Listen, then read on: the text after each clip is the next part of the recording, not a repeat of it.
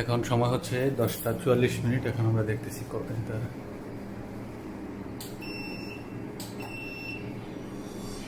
কিছুক্ষণ পূর্বে আমি 60 এমপিয়ার পর্যন্ত লোড দেখলাম।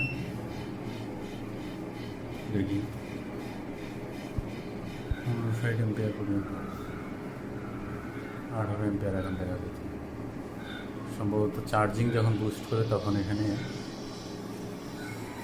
58 এই যে 22 এমপিয়ার 28 এমপিয়ার এই যে এখন বাড়তেছে 28।